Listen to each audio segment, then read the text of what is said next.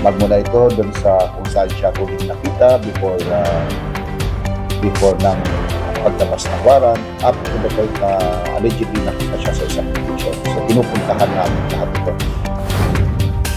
Panakapasaya ti Antique Airport, manamnama amang parang IT turismo kin ekonomiya ti Western Visayas.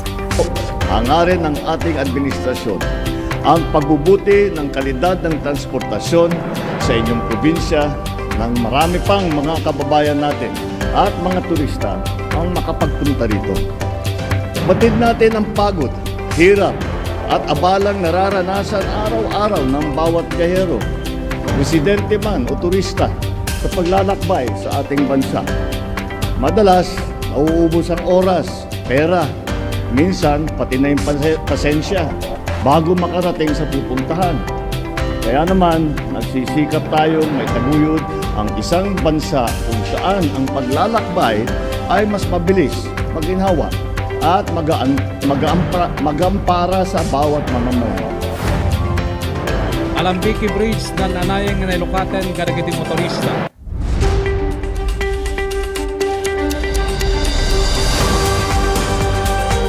From the most trusted news center dito'y Amyanan, daytoy Itirag Fast News. Naibag nga oras kailian, siyak ni Jerry Gabaon katitay danon may kadakayo dagiti detalye ti damag. Napasamak ti duangal daw nga medical dental mission ti Narbacan, Ilocos Sur. Kadwa ti ili ti US-based organization nga Mabuhay Incorporated nga timulong ti serbisyo medical. Intayo amuen ti detalye deti nga report kini Nico Valdez.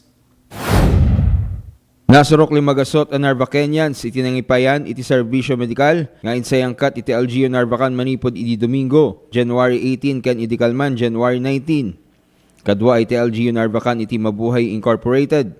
May isa nga US-based organization ang mangipapaay iti medical dental mission iti Pilipinas iti tunggal dua atawen. Para kini Mayor Ed Nakabalo Sanidad, dakal pagyamanan na iti daytoy medical mission, gaputa ado akailian na iti natulungan.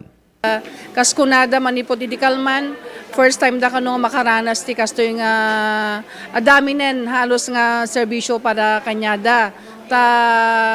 Kas kadagiti kakabsat tayo nga imay nangipay ti humanitarian services tayo, ti Mabuhay Incorporated nga dagitoy ket nagapuda pa iti sabaling pagili.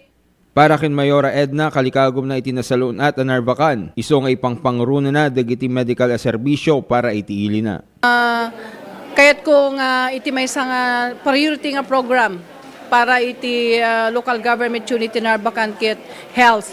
Kasi kasko na tayo pagsasaw tayo nga ure kasalo ti kinabaknang ti may isang tao no awan ti salunat mo awan ti serbina. So nga talagang araramidan tayo nga kasi baga kidi Kalman di nagsonak manen nga hantay ko mga mapalay ti doktor no damarik na tayo nga sakit. Kailangan ko may ti regular check up tapno di kasta mapreventaran mapantay ti preventive hantay nga mapaniti cure laeng. Tapno ti kasta umatatidugpay kay nasaysayat iti intay panagbiag panagtrabaho no nasalon natay amin panagbasa dagiti anak tayo. Para mitkada Lizelle Anchente, Ken Judy Cadano iti Mabuhay Incorporated, napilida iti Narvacan na pangisayangkatan iti medical mission. Gapo iti suportamit nga ipapaay ni Mayor Edna iti grupo da. Yeah, it's because of Mayor, she did a good support to Dr. Barba, and Dr. Barba was so amazed for the help and support of Mayor Edna na po siya. Yeah. Actually, ang Mabuhay Incorporated, it's been 40 years na. So, every 2 years, we're doing it with different region. So, yung PDA, sila ang nag-a-acquire para sa amin. Ang Mabuhay Incorporated, we raise funds sa Amerika. Taga Maryland kami sa USA. So, meron kaming golf tournament, nagpa-fundraise kami doon. At yung pondong yun ang dinadala namin dito para makatulong sa ating mga kababayan dito.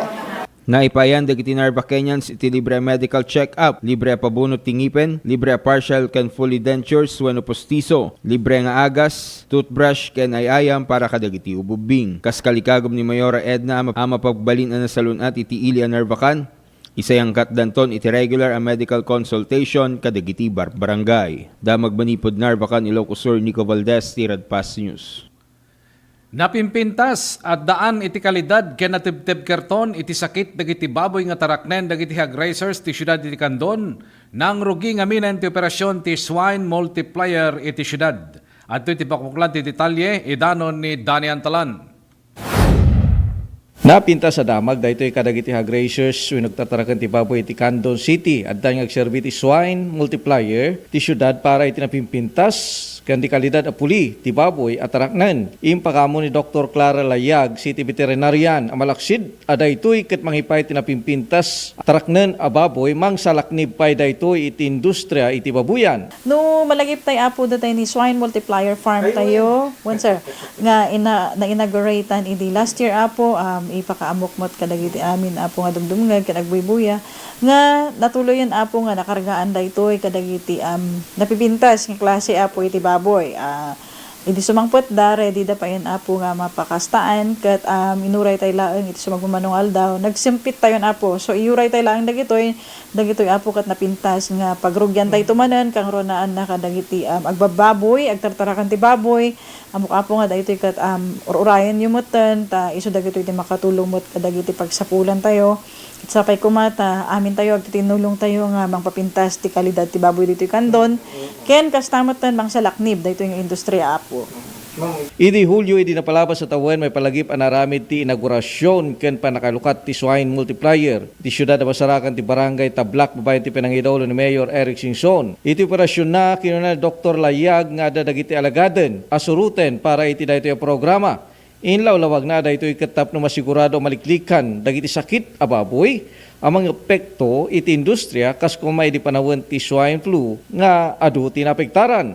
Dagitay apo qualified to dito ket dagitay dating hog racers ken dagitay aspiring hog racers may evaluate apo DJ pagtaraknan wenno pagikargaan niyo iti baboy tahaan nga asi-asi tapot pa nagtarakan ti baboy ta daytoy virus apo nga imay kada tayo kadagiti napalabas nga tawtawan kathaan nga totally apo nga wenno hantay nga ammo no dino ti ayan na wenno sa bali man ti paggapuan na iso nga ma-verify to wenno ma-examine apo dayjay pagtaraknan at daan apo iti enough nga biosecurity na santo mabalin apo nga ag-apply ket mabalinda kayo nga maikan apo iti tako daytay mapagtakong apo nga baboy. Ti programa ket babayan ti pinanguswat ti gobyerno syudad iti pinangidaulo ni Mayor Singson ken ti Bureau of Animal Industry wenno PAI. Danny Antalan, Tirad Pass News. Naan-anayen nga nalukatan ti Alambique Bridge kadagiti amin nga motorista wenno dumaldalyasat ti National Highway nang runa dagiti mapan iti business district iti syudad Candon adto iti detalye ti Damag. Alambique Bridge naan-anayen nga nalukatan kadagiti motorista. Napintas nga damag kadagiti motorista nailukaten idi malem ti Enero 19 ti daytoy nga tawen ti agsumbangir nga abaga ti Alambique Bridge nga masarakan ti along the National Highway a masakupan ti barangay Waigdaya ken San Nicolas iti syudad Candon. Daytoy ti mangkompleto tinananayen wenno si Bubukel nga panakailukat ti nasaong rangtay kadagiti motorista. Kadagiti naglabas nga aldaw may matangan pa lang tinairot nga trapiko ti lugar aglalo no rush hour gapu ti panakatarimaan na. Itanta na ilukaten tagsumbangir nga shoulder ti rangtay makatulong daytoy nga mangsulbar ti panagirot ti trapiko ti lugar uray pay rush hour nga panagdudupudup dagiti luglugan.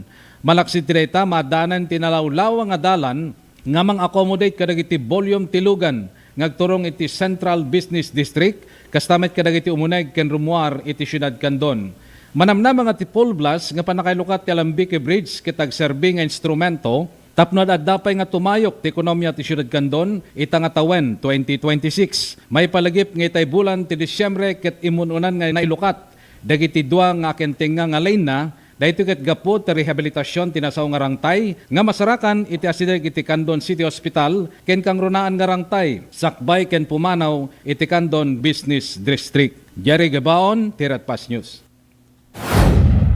Padaanan ti panagsubli ti Tirad Pass News sa bali manen nga repuerto ti mapaspasayat ti Pagilian mismo nga ni PBBM ti nangidaulo ti inaugurasyon na. Dakkel nga doron daytoy ti serbisyo ti transportasyon iti Pagilian. Daytoy ken daduma nga damag ti panagsubli ti Tirad Pass News.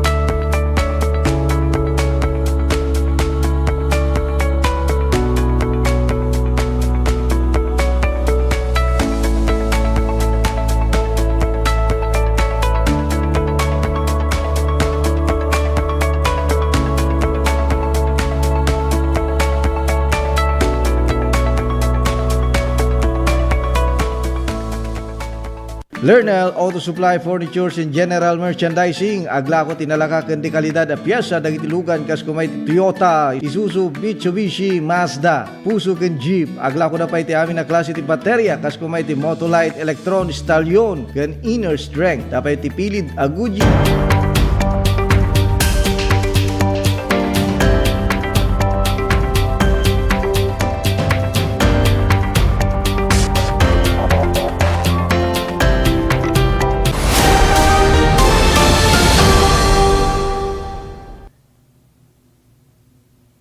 Itituloy dagiti damag sa bali manay nga repuerto ti mapaspasayat ti pagilian mismo nga ni PBBM tinangidaulo iti inaugurasyon na. Dakkel nga doron dayto ti serbisyo ti transportasyon iti pagilian. Dayta tintayo amwen ti report ni Alma Carlos.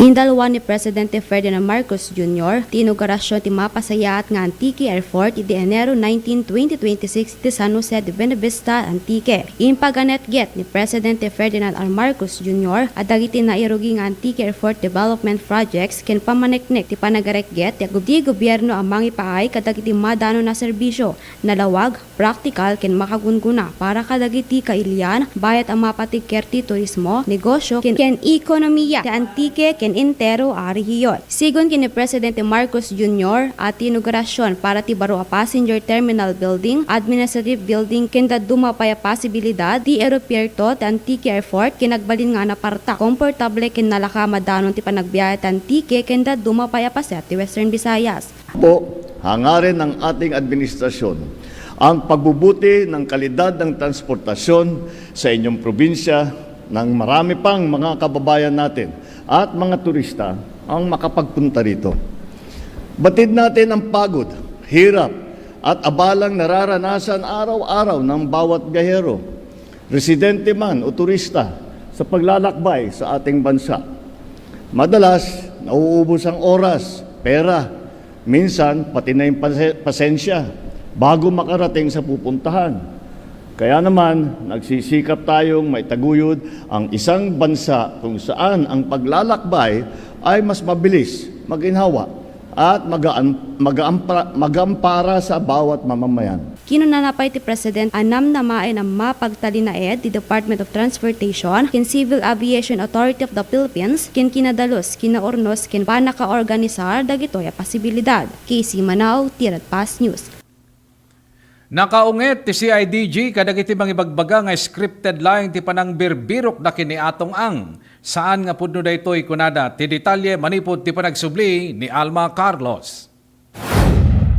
Sinumbatan ti Criminal Investigation Detection Group National Capital Region. Iti aligasyon nga scripted lang iti pananganupda iti business tycoon ani Charlie Atong Ang. Sigon kini CIDG NCR Director Police Colonel John Giagi, seryoso da ang mga nup kadagiti kriminal kas maibatay iti direktiba ni President Ferdinand Marcos Jr. Inmunan nga inbaga ni Giagi ating tingitingin da palya ang dagiti naawat da nga impormasyon, manipod kadagiti agkun ko na at tipters amang itudo iti ayan ti business tycoon. Kinuna na nga adda iti masurot a proseso iti panakaited iti gunguna iti asinuman ambaka itudo iti ayan ni Ang. Kinlumas at latadaytoy iti Department of the Interior and Local Government sakbay ang maited iti pabuya. Napan ti Criminal Investigation and Detection Group National Capital Region iti dua ang maipagarop asanikwa iti negosyante sa Jayporac, Pampanga, kin Rosario, Batangas.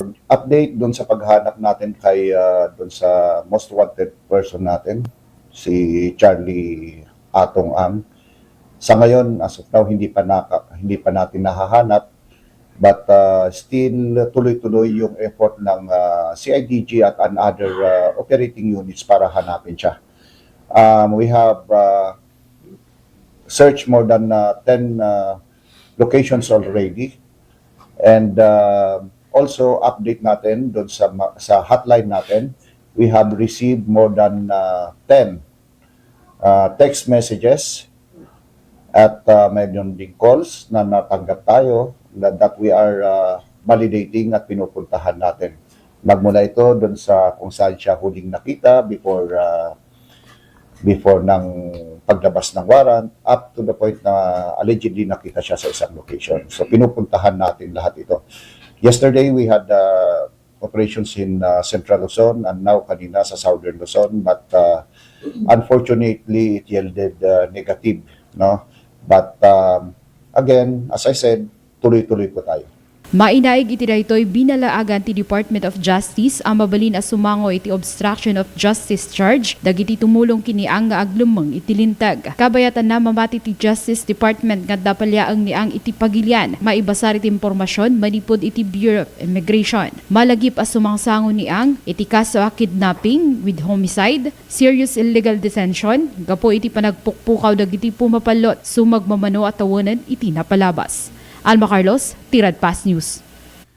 Dagitan ti nakabuklan ti damag ti Tirad Pas News, itinagan ti sububukal nga puwersa ti Tirad Pas Network, siyak ni Jerry Gabaon na imbag nga oras kailian.